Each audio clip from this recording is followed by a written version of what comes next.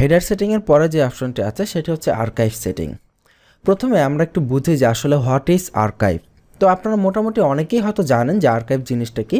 Archive হচ্ছে কোনো একটা নির্দিষ্ট টপিকের জন্য যেই আর্টিকেলগুলো এই ওয়েবসাইটে লেখা হয়েছে সেই নির্দিষ্ট ক্রাইটেরিয়ার আন্ডারে যে পেজটা আসে সেই পেজটাকে আর্কাইভ পেজ বলা হয়। যেমন ধরুন আমার ওয়েবসাইটে বিভিন্ন ক্যাটাগরি আছে, ওয়ার্ল্ড ক্যাটাগরি আছে, ফটোগ্রাফি ক্যাটাগরি আছে।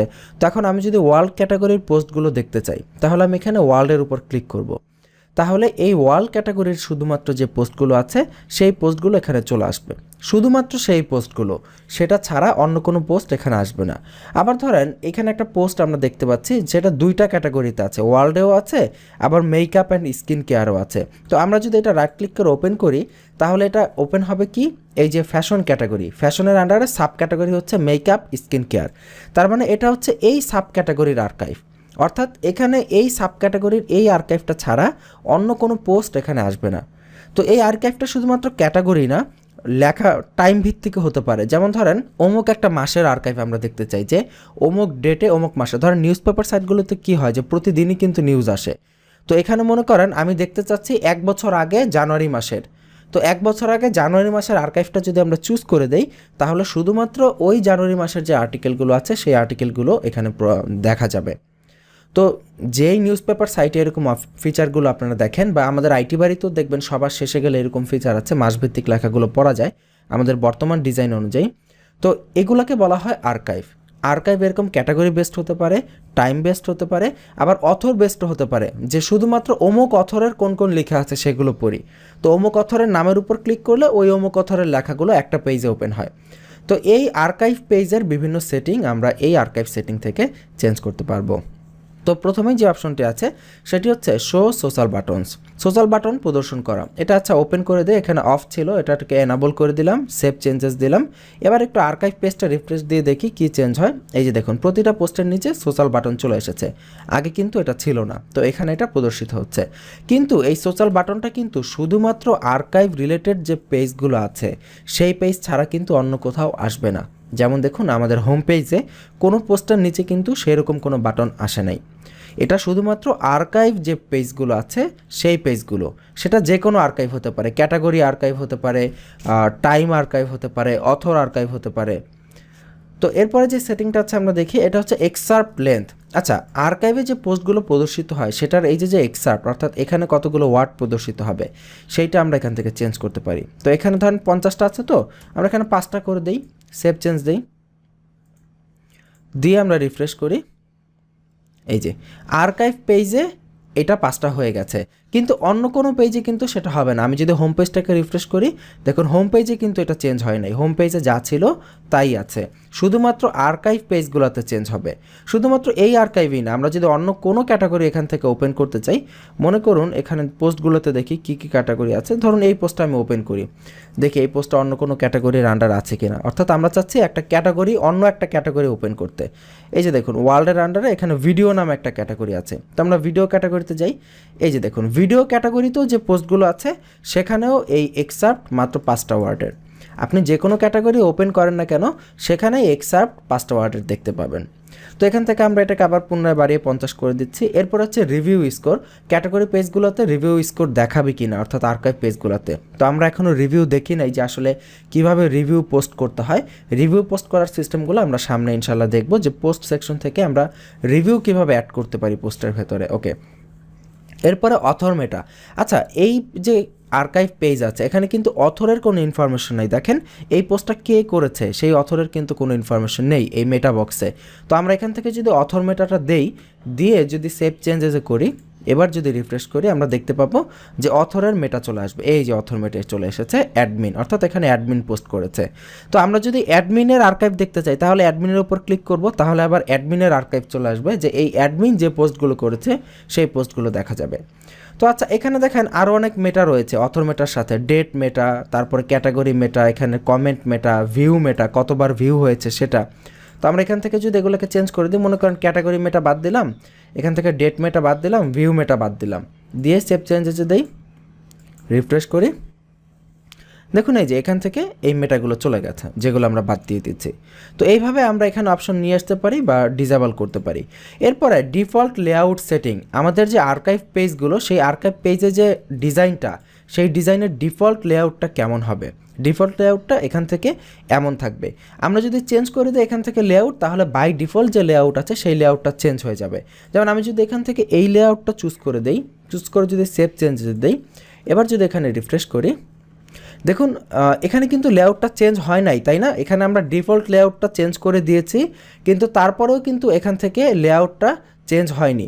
তো আমরা এখানে একটু যদি নিচের দিকে যাই, এখানে দেখুন এখানে লেখা আছে this settings will applies on all pages with block list template, অর্থাৎ যে সকল পেজের টেমপ্লেটটা হবে ব্লক লিস্ট টেমপ্লেট, সেই সকল পেজগুলোর জন্য শুধুমাত্র এইটা খাটবে। তো আমাদের তো এইটা ক্যাটাগরি আর্কাইভ, এখানে তো কোনো টেমপ্লেট সিলেক্ট করা নেই, block list template, that's why এখানে সেটা খাটবে না। তো আমরা এখান থেকে চলে যাচ্ছি। এইখানে দেখুন এই যেখানে বলা আছে ক্যাটাগরি পেজ সেটিং, অর্থাৎ এই ক্যাটাগরি পেজ, ক্যাটাগরির যে আর্কাইভ পেজ, সেই পেজের জন্য সেটিং। আবার এখান থেকে যদি আমরা লেআউট চেঞ্জ করি, ধরেন এটা আছে এইভাবে, একটার নিচে একটা আসবে, সেখান থেকে আমরা লেআউটটা যদি এটা চুজ করি, অর্থাৎ প্রথমে একটা বড় ইমেজ, তার নিচে লেখা, এটা যদি দেই, দিয়ে যদি সেভ চেঞ্জেস দেই, দিয়ে যদি রিফ্রেশ করি, আরেকবার রিফ্রেশ করি, পুনরায় সেভ চেঞ্জ দিয়ে ট্রাই করছি, দেখি হয় কিনা। আচ্ছা, এখানে হচ্ছে না। এখানে না হওয়ার কারণটা কি আমরা এবার একটু যাচাই করি, বলুন তো। এখন এটা কিভাবে আমরা যাচাই করতে পারি যে এখানে ক্যাটাগরি সেটিং আমরা দিলাম, ক্যাটাগরি পেজের সেটিংটা এখানে দিলাম, কিন্তু তারপরেও এই ডিজাইনটা চেঞ্জ হলো না। এর কারণ হতে পারে হয়তোবা এই ক্যাটাগরির জন্য আলাদা কোনো ডিজাইন চুজ করা থাকলেও থাকতে পারে। তো সেইটা আমরা কিভাবে জানবো? তো সেইটা আমরা চলুন এই ক্যাটাগরিটা ওপেন করি, এডিট ক্যাটাগরি, অর্থাৎ এখান থেকে দেখুন ক্যাটাগরিও কিন্তু এডিট করা যায়, শুধুমাত্র যে পেজ এডিট করা যায় এমন না, ক্যাটাগরি, ট্যাক্স সব কিছু আপনি এখান থেকে এডিট করতে পারবেন। তো এখান থেকে ওপেন করলাম, এই যে ক্যাটাগরি চলে আসলো, এখান থেকে এই যে দেখুন ক্যাটাগরির জন্য আলাদা লেআউটের অপশন এখানে ওরা রেখেছে। সো দ্যাটস ওয়াই, যেহেতু এই ক্যাটাগরিটা এই ডিজাইনটা দেয়া আছে, তো এই জন্য অন্য কোনো ডিজাইন এর উপরে খাটতেছে না। আমি যদি এখান থেকে দেই, অন্য ডিজাইন এখানে আসতেছে না।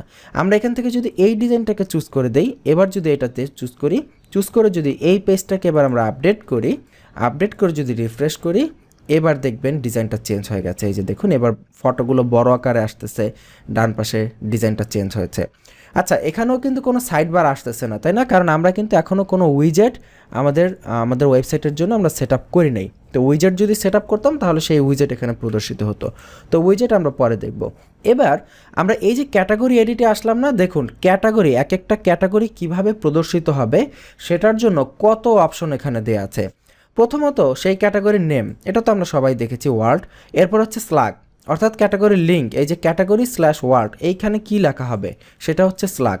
তো এখানে স্ল্যাগ ওয়ার্ড দেওয়া আছে। এটা প্যারেন্ট ক্যাটাগরি, এটার কোনো প্যারেন্ট ক্যাটাগরি নেই, এটা নিজেই প্যারেন্ট। ডিসক্রিপশন, এটা হচ্ছে এসইওর জন্য কাজে লাগে, যে এই ক্যাটাগরিটা যখন ওপেন হবে তখন এই ক্যাটাগরির জন্য একটা আলাদা ডিসক্রিপশন, যে এই ক্যাটাগরিটা কি হিসেবে ডিসক্রাইব করতেছে বা এটা কি বিষয়ক, সেইটার ডিসক্রিপশন। এরপরে আপনি যদি যান এই নিচের দিকে, এখানে তো আমরা দেখলাম থিমের লেআউট, অর্থাৎ পেজের ডিজাইন। এরপরে কাস্টম সাইডবার, এখান থেকে আমরা সাইডবার চুজ করতে পারি, কারণ এই ক্যাটাগরিটা ওপেন করলে ডান পাশে কি সাইডবার দেখাবে সেটা এখান থেকে এডিট করা যায়। তো আমরা কোনো সাইডবার এখনও ক্রিয়েট করি নাই, সো এখানে কোনো সাইডবার আসছে না, কাস্টম কোনো সাইডবার। তো এরপরে দেখুন সহিফা ক্যাটাগরি স্লাইডার, ক্যাটাগরিতে আমরা কোনো স্লাইডার দিতে চাই কিনা। রিসেন্ট পোস্ট যদি দেই তাহলে রিসেন্ট পোস্টের স্লাইডার এখানে প্রথমে ডিসেবল করা ছিল, আমরা যদি এখান থেকে এনেবল করি, তারপরে number of post to show, কতগুলো পোস্ট শো করবে, স্লাইডারের টাইপ কী হবে, ফ্লেক্স স্লাইডার হবে না ইলাস্টিক স্লাইড শো হবে, এইটা অ্যানিমেশন কীরকম হবে, কতক্ষণ পরে পরে চেঞ্জ হবে, স্লাইড শো স্পিড কতটুকু হবে, শো স্লাইডস ক্যাপশন দেখাবে কিনা। আচ্ছা, এখানে ক্যাটাগরির কোনো লোগো দেখাবে কিনা, আমরা এই ক্যাটাগরির জন্য আলাদা লোগো চাইলে আপলোড করতে পারি। যেমন আমি যদি এখানে কাস্টম লোগো দেই, দিয়ে যদি আমি এখান থেকে একটি লোগো আপলোড করে দেই, মনে করুন এটা হচ্ছে ওয়ার্ল্ড ক্যাটাগরি, তাই না? ওয়ার্ল্ড রিলেটেড কিছু কি আছে, ধরেন এই যে এটাই দিলাম, এটাকে ক্যাটাগরির লোগো হিসেবে দিলাম ফর এক্সাম্পল, দিয়ে সিলেক্ট করলাম, এটা হচ্ছে এই ক্যাটাগরির লোগো। ওকে, এই যে দেখুন লোগোটা। আচ্ছা, তো এরপরে এই ক্যাটাগরির কালার, বিভিন্ন কালার কি হবে এই ক্যাটাগরির জন্য, আবার রেটিনা লোগো দেওয়ার জায়গা আছে, লোগোর মার্জিন বটম। তো এটাকে আমরা ফাইনালি আপডেট দিই, দিয়ে এবার আমরা রিফ্রেশ করে দেখি যে কি চেঞ্জ হয়। এই যে দেখুন ক্যাটাগরির লোগো চলে এসেছে, বিশাল বড় লোগো। আসলে এত বড় লোগো আপলোড করা, এই ইমেজটা আসলে এত বড়, সেটা ইমেজটা আসলে গ্যালারি থেকে দেখে বোঝা যায়নি। তো আমরা এখানে একটা ছোট্ট লোগো আপলোড করি, ধরেন এই যে এটাই একদম ছোট একটা লোগো বা এই যে একটা লোগো আছে, এটাকে আমরা দেই, এটাকে দিয়ে আমরা এবার এটাকে আপডেট করে দিই। আপডেট করে বা রিফ্রেশ করি, দেখুন এই যে ক্যাটাগরি পেজের জন্য আলাদা লোগো দেওয়ার ব্যবস্থা আছে এখানে, শুধুমাত্র ক্যাটাগরিতে এই আলাদা লোগোটা প্রদর্শিত হবে। আবার এবার ক্যাটাগরির ভিতরে আমরা অন্যান্য অপশনগুলো দেখুন, এই যে ক্যাটাগরির শুরুতে আমরা একটা স্লাইডার এখানে দিতে পারি। যখনই কেউ এই ক্যাটাগরি দেখবে, ক্যাটাগরির যে রিসেন্ট পোস্টগুলো এখানে আছে সেই রিসেন্ট পোস্টগুলোর স্লাইডারটি এখানে এইভাবে, অর্থাৎ পোস্টগুলো একটার পর একটা স্লাইড হবে। তার মানে বুঝতে পেরেছেন যে কোথা থেকে কোন অপশন বের হয়ে গেল। এই অপশন কি আগে খেয়াল করেছিলেন যে ক্যাটাগরির জন্য এরকম অপশন থাকতে পারে? আমরা যদি ডিজাইনটা চেঞ্জ করতে চাই, ধরেন যে এইরকম ডিজাইন দিলাম, দিয়ে আপডেটে দিলাম, দিয়ে রিফ্রেশ করলাম, আরেকবার এখানে দেখুন এই যে প্রথমে স্লাইডার, চমৎকার একটি স্লাইডার, তার নিচে এই যে দুইটা করে পোস্ট আসা শুরু হয়েছে। তো তাহলে দেখুন যে কত ধরনের অপশন। এই সহিফা থিম তো হচ্ছে অত্যন্ত, মানে আমি বলবো যে প্রিমিয়াম যে থিমগুলো আছে সেই থিমে তো যে পরিমাণ অপশন আছে তার থেকে অনেকটাই কম অপশন আছে সহিফা থিমে। তাতেই দেখেন ক্যাটাগরির জন্য আলাদা ডিজাইনের ব্যবস্থা রেখেছে ওরা। আর এমন অনেক থিম আছে যেই থিমগুলোতে হাজার হাজার অপশন, আপনি খালি দেখবেন অপশন আর অপশন, এখান থেকে সেখানে গেলে অপশন, সেখান থেকে সেখানে গেলে অপশন। তো এরকম আসলে হাজার হাজার হবে কি না আমি জানি না, বাট এটার কি কথার কথা, অনেক অপশন থাকে এর ভেতরে। আমি এখান থেকে লোগোটা রিমুভ করে দেই, লোগোটা রাখছি না, লোগোটা দিলে খারাপ দেখা যাচ্ছে। তো যাই হোক, মেইন জিনিসটা আশা করি আমরা বুঝতে পেরেছি যে আর্কাইভ পেজে এই সেটিংগুলো কীভাবে চেঞ্জ করা হয়। নিচের দিকে যাই, অথর পেজ সেটিং, এগুলো হচ্ছে ডিফল্ট, বাই ডিফল্ট কোনটা দেখাবে, কিন্তু কোনো ক্যাটাগরির যদি ভেতর থেকে সেটিং চেঞ্জ করা থাকে তাহলে সেটা আলাদা হয়ে যাবে, সেখানে আর বাই ডিফল্ট এগুলো আসবে না। এরপরে সার্চ পেজ সেটিং, আচ্ছা এটা একটু ইম্পর্টেন্ট যে সার্চ পেজের কী সেটিংটা হবে। ধরেন আমরা যদি আমাদের ওয়েবসাইটে গিয়ে কোনো কিছু লিখে সার্চ করি, যেমন আমরা দেখি একটা পোস্টের নাম দেখি, সেই পোস্টের নাম লিখে আমরা সার্চ করব। এই যে দেখুন এখানে ফটোগ্রাফি ডেমো পোস্ট এইটা আছে, বা ধরেন এখানে অ্যাপল আইপ্যাড রিভিউ, আমরা দেখি ফটোগ্রাফি লিখে সার্চ করি, ফটোগ্রাফি লিখে এন্টার প্রেস করলাম। এটা হচ্ছে আমার এবার সার্চ পেজ, তাই না? কারণ এটা সার্চের রেজাল্ট যে পেজটা প্রদর্শন করে সেটা হচ্ছে আমাদের সার্চ পেজ। তো সার্চ পেজে কি চেঞ্জ করতে পারি? Exclude pages in result. আচ্ছা, এটা যদি দেই তাহলে আমাদের ওয়েবসাইটে কোনো পেজ সার্চের রেজাল্টে প্রদর্শিত হবে না। পেজ মানে কি? এটা কিন্তু এই পেজ না, এটা হচ্ছে এই যে এখানে পেজেসগুলো আছে না, এই পেজেসগুলো এখানে সার্চের রেজাল্টে প্রদর্শিত হবে না।